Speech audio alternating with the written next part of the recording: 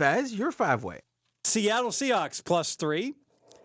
Hosting the Green Bay Packers. If you've tuned in, RJ, I believe you're on this game too, right? Yes, I got Seattle also. I think a 3-way, right? Mm-hmm. Yes, Yep, you do. that's what I thought. So if you tuned in on Monday, you got a sneak preview. The line was painted 3 at that time. Now, of course, it's more like 2.8. So I'm getting line value. But I didn't understand this line on Monday. I still don't understand this line.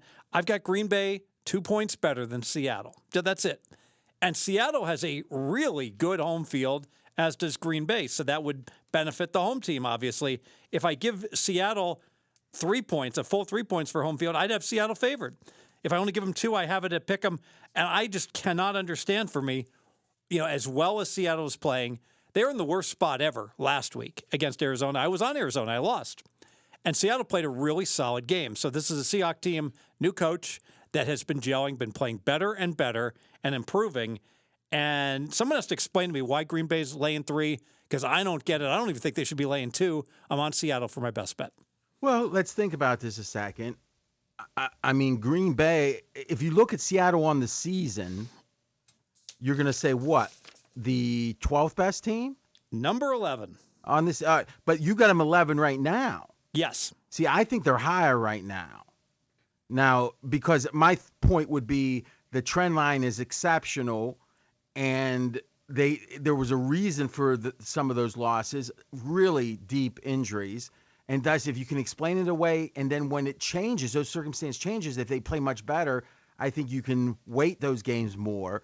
But even not doing so, or I guess you, in a way you are, Fez, you're saying this is the way the team is now, but I think you're being a little pessimistic, and still your math works on the power ratings. Why don't you walk us through that? Yeah, so an average team is a 0. I have Seattle, the 11th best team. I have them 2 points better than an average team, and I have Green Bay, my number 5 team. That's impressive, but just 4 points better than an average team. So the difference so that makes a neutral site.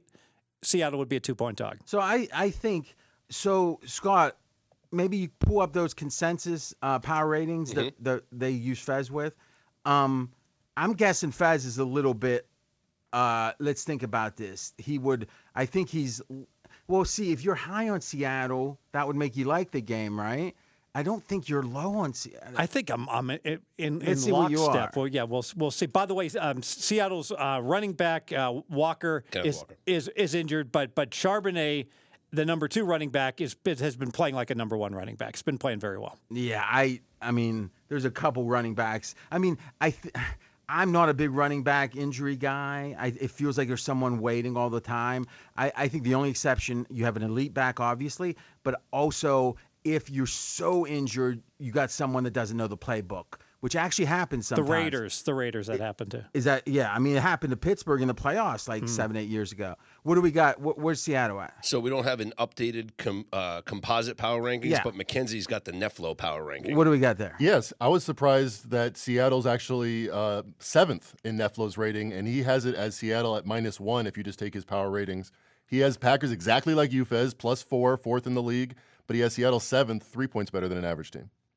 Okay, so by his math, let's give Seattle 2 and let's give him 2 for home to try to be conservative. Seattle -1. Okay, so we do this all the time when you look at the schedule, and I think this is why Neflo has them, because if you look at like strength of schedule and you talk about the losses for the Seahawks, you lose to the Rams, Bills, and 49ers and Lions. I don't think anybody's going to blink. I mean, yes, they had the loss of the Giants, bless you, Fez, on the blocked kick return for a touchdown. But other than that, they lost to the best teams in the league. I mean, the Lions, the Bills. I mean, Rams are getting hot, and that was a 49ers team several weeks ago that was certainly a lot better than they are now. Yeah, and I think some of it, too, is they played an overtime game against New England. Yep. And I also would make the case they got blown out in some of those games. Like, they weren't super competitive, which, again, that matters. Yeah, the Bills blew them out, yep. But I guess my question is, Fez, it's usually not going to be that the line is just wrong, right? Unless there's a reason for it, right? The public, I get public's going to be a little bit more on Green Bay, but they don't seem like a super public team right now. So what's causing this line? I can't explain it. LaFleur in December? Is there any, like, I feel like this is what the line would have been a month ago. Is there any reason to discount the last 4 wins that they just had? Comeback win against the 49ers, beat the Cardinals twice, beat the No. Jets. I don't think so. I mean, That's, it doesn't I mean, strike that's me as as impressive a run as anybody's had over a 4-game I mean, maybe they have a stretch. good matchup against the Cardinals, but it's still 4 games in a row. well, I mean, that wasn't necessary. I mean, they were pick 'em at home, Right? right? So, I mean, it wasn't perceived. I mean, remember That's a good point. That I mean, the market's been slow to give Seattle credit in that they were a pick to a +1 when they were hosting Arizona. and I mean, Green Bay gets 10 days, and we know that 10 days actually has been doing better because of the way the practicing is compared to even buys. So let's call that a half a point. I accept that. But also the scheduling spot is good for Seattle in that we got the West Coast team with the late start time. Yeah, but listen, you can't have just played your game of the year against Arizona. That was the game of the year, and say it's a great scheduling spot. It's interesting because I don't think it was. I think it was Arizona's game of the year because it was Arizona that was in the must-win spot. It was an important game, absolutely, for Seattle. But What's going to be the bigger game? Or what's been the bigger game so far? that's a good point. I mean, Well, when their home game against Arizona was more important, they were probably donezo if they lost that one. Yeah. And I guess it doesn't even, I mean, it's not like, I probably framed that wrong because I don't think people say, this is a very important game, but we had a game 6 weeks ago that was more important, so I'm not all that worried about, so it was a very important game, right? And Green Bay's off a loss. I mean, a lot of things, I could see 2.5. I could. It was Green Bay's game of the year also on Thursday. That was a critically important game for them against Detroit. So you could make the same argument as far as the importance of the game.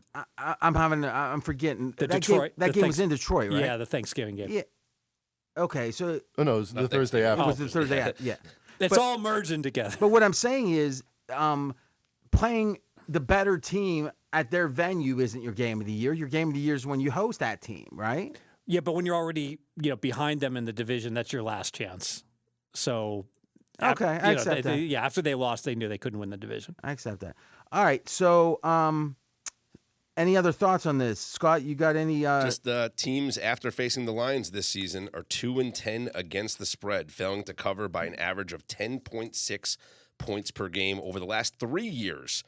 The Lions are the least profitable previous opponent in the NFL. Teams are 16-29 ATS after facing the Fighting Dan Campbells. So take out this year, and what's the 2-year record, -1 and -2 years back? So we're looking at 14-19. Okay. I mean, listen, they have a great offensive line, the Lions do, so it kind of makes a little bit of sense. Physicality, yeah. I think so. And I think later in the year, especially when you have a coach that's new, a coach that came in with a lot of expectations for Seattle, a former Raven, and you can see, I mean, you really think about it. You want to talk about what is a more of a resume builder for McDonald is Seattle playing well after the bye, which is when a new coach often gets enough time to really get it going, or how bad Baltimore's playing on defense since he left. So, and if you look, since week 10 this season, Seattle, that's the first game after their bye, week 10, number 1 EPA per play defense in the NFL, and they were number 15 in offense. So, assuming offense is more important, 11th or 10th best team, it seems like. If you're just kind of doing a guess from that in the most recent past. Ooh, I'll go way better. You think that? I thought you said you have number 11, Fez. Yes, but over the last 4 weeks, if you told me someone has a 1 and a 15 score, I'll say if you went through the whole league and added the two together, I know the offense is more important than the defense, and they got the good score in defense, but 16 probably I'm confident will put you top 5. So you're 16 with a 1. Okay, I'm gonna have you've actually said you thought I was wrong on my guess in that way, like twice now. That tells me I'm doing probably something wrong how I'm thinking about it. So I'm gonna look into that. But fair enough. And I'm just guesstimating here, back of the envelope. And listen, I wasn't saying that negatively at all. Because you don't often do that, so I take it seriously. So